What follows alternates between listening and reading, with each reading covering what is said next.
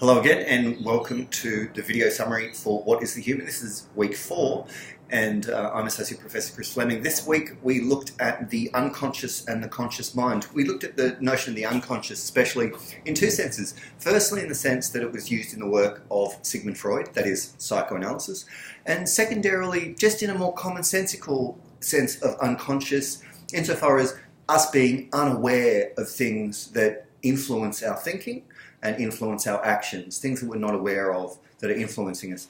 Okay, but let's take these in turn. So the first is related to psychoanalysis. Now, psychoanalysis names the intellectual movement, the theory, the therapeutic modality of Sigmund Freud, a thinker who was born in the Austro-Hungarian Empire in the mid-19th century. And his theory and practice is what we call psychoanalysis. Now, what Freud contended was that what we call mind, the human mind, isn't synonymous with consciousness. So mind and consciousness aren't the same thing. If you want to think about the human mind, you've got to think about consciousness and what he calls the unconscious. Now, why would you even bother making that point? Well, the fact is, for a lot of philosophical history, what the human mind has been thought of being is just what we're conscious of, what we bring to mind, or at least what we're able to bring to mind. So if you look back into philosophical history, it's something like Descartes' Meditations. He associates the human mind, in fact the whole human self, with conscious thought. I think, therefore I am. So my existence is tied up simply with what I'm able to think. Now, this is not the case for Freud, who gives much greater weight to things we're not aware of, that power our thought and our behaviour from kind of underneath, in a sense, from realms in our psyche that we're not aware of. Now, there are two central ideas in Freud's thought. The first is the notion of the unconscious, and the second is infantile sexuality. Now, what is the unconscious?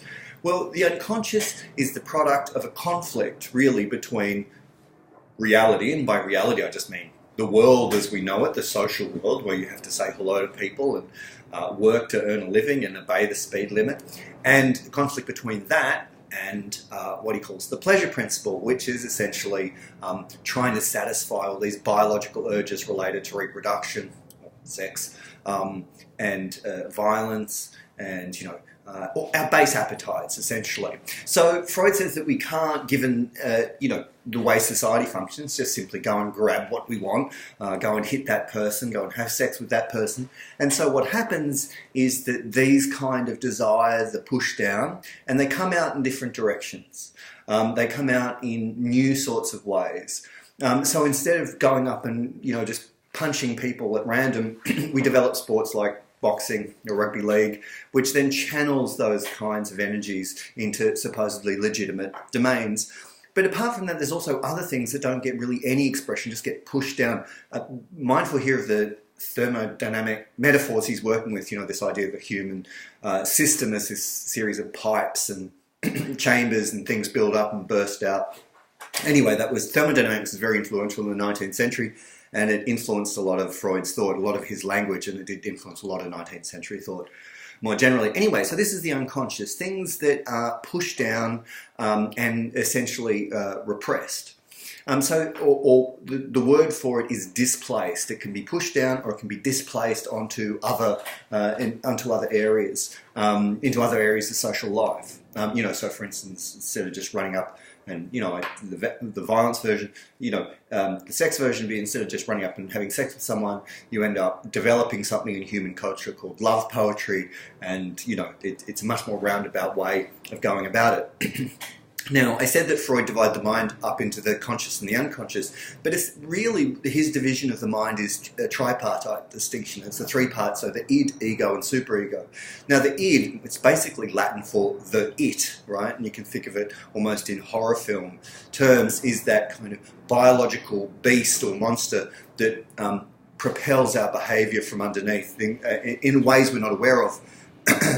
The superego is a slightly more complicated idea. The superego is what we call those elements of the personality that are introjected. That is, we internalise our social others. We internalise our parents. We internalise our social group at school. what does it mean to internalize them? What it means is that you take on the attitudes and behaviors, so that, initially you will be, your mum or dad will be telling you to brush your teeth, and at a certain point you will have introjected them, that is, internalized them, so that you'll brush your teeth by yourself, and you'll function as one of your parents, or you will function as a friend telling you to do something. So that's the superego, an introjection or an internalization of outsiders, social others. And the third is the ego, which is the kind of, you can imagine, is the thing that's trying to tame this whole show.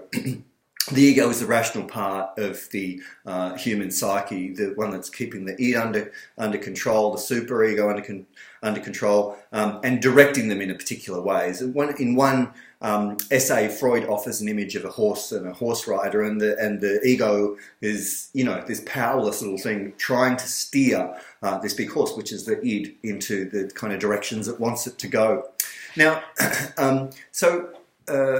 Now, the central organising narrative of psychoanalysis is kind of slightly weird. Weird from today's perspective, and it's the Oedipus myth, which goes back to, in written form, although it's older than even the written form, to Sophocles, to ancient Greece, and the Theban plays, which is about King Oedipus, who, plot spoiler here, who returns to Thebes, and things are out of control. Things are going very badly. The population's restless. The crops are dying. Animals are sick. All these kind of terrible things are happening, and it's revealed that some nasty, unnatural thing has happened. And in fact, what has happened is that somebody has, it gets revealed later on that Oedipus himself has slept with his mother and killed his father. Now, he didn't realise he was doing this because he didn't know who his mother was, because he's adopted, and he didn't know who his father was, who he met on the road. But of course, this horrendous act ended up, undermining civilization. And he, once he realizes this, exiles himself, tears his eyes out, and so on, as you do. Now, what Freud read in that was this certain kind of allegory for human sexuality and human psychological development. That is, these fantasies, repressed fantasies about wanting to vanquish, to defeat the parent of the same sex, and have sex with, or at least have some kind of erotic relationship with a parent of the opposite sex. Now, there's a whole lot of other things that we can draw attention to in Freud's thought, and there's a lot to go on. You can listen to the lecture, you can do the reading. Obviously, these kinds of summaries are very, very brief. But you will, so that's there are other elements here. There are the psychosexual stages, the oral, the anal, the phallic. There's ideas of censorship. There's notions of the primordial murder, which is something that comes up very late in Freud's work. But anyway, so there's a lot to cover, but that gives you some sense of the kind of basic shape of Freud's theory, the basic shape of psychoanalysis. Excuse me. Now, the second part of the lecture, what we covered was ideas of unconscious influence on our behaviour. So we're often in our environment absorbing information. We're not even aware that we're absorbing it. And I mean, really simple examples is if you're sitting in a room with a grandfather clock and you're just reading or whatever. Now, you won't notice the ticking, but you'll notice it when it stops. So what does that mean? Well, you've actually been absorbing the information in some ways, and it only becomes apparent that that's what you've been doing when the information changes, that is when it stops. So I gave a series of case studies, largely drawn from social psychology, although the points they raise are philosophical in nature, about unconscious influence on human behaviour. So the memorisation of certain word pairs to do with the elderly caused test subjects to walk more slowly, unbelievably, somehow, after the experiment. The influence of social class, our perception of social class on academic achievement. So people were shown a poor child, supposedly from a poor background, and a child from a middle-class background, and they gave the same answers to the same test, and different groups assessed them differently.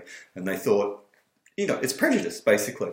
And social class becomes this prejudice in the way we assess people. Even when the data's the same, we think that the middle-class people have done better than the person from working-class background. Now, one of the things, what psychologists often end up calling is the schemas, these patterns that we end up imposing upon the world, because, a lot of the time they're really, really useful. If a train's coming towards you, you don't want to have to be able to figure out, by a process of deduction what it is. Well, this is an object and it's got a round front but framed by a square. It's getting larger. No, so you just bang, it's a schema, train, go, get out of the way. The problem is schemas, because they summarize things for us and we see patterns, can in fact mislead us in the world. Okay, so now the final part of the lecture looked at, I guess the question is, why would we be so, why wouldn't we be conscious a lot of the time of our own thinking? Or a large part of ourselves? And the answer to that is, why should we be? In fact, a lot of our life is done automatically. Generally, the way that learning is thought about is that when you learn something, you get more and more information. It's almost this idea of a quiz show version of knowledge. So you learn this fact, and you learn this fact, and you learn this fact, and knowledge becomes getting more, being conscious of more things. In fact, most learning happens in exactly the opposite way. So that when you initially saying doing multiplication, you got to think, well, I do that and I do that column, then I carry that, and as you get better and better at it, those things happen faster, and then you get unconscious. You don't even think about the process of doing. Same as in practical skills like driving. When you learn to drive, you got to think, oh, I'm going to put my foot here. I look here in the mirror. I turn. Okay. Now, as you get better at driving, all that becomes simply, automatic. And so you forget about what you're doing, these kind of automated tasks, so you can concentrate what's on the road and what's on the road. And a lot of this is to do with the way our bodies learn. It's also a lot to do with pattern recognition. And so I showed in class a kind of mirror image, graphic image, and made some points about that. But to conclude, what their second conception of the unconscious is it's a much friendlier idea of the unconscious than Freud's idea of the unconscious.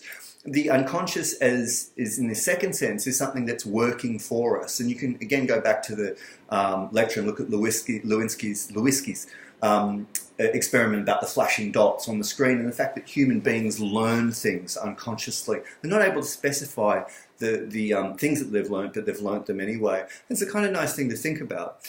And we finished up with a quote from a legendary editor talking about why he gets drafts to his essays that he writes for publications like the New Yorker done early, because he does a draft and he goes away and he knows that his mind's thinking about it, that he's thinking about it, even when he's not aware of it.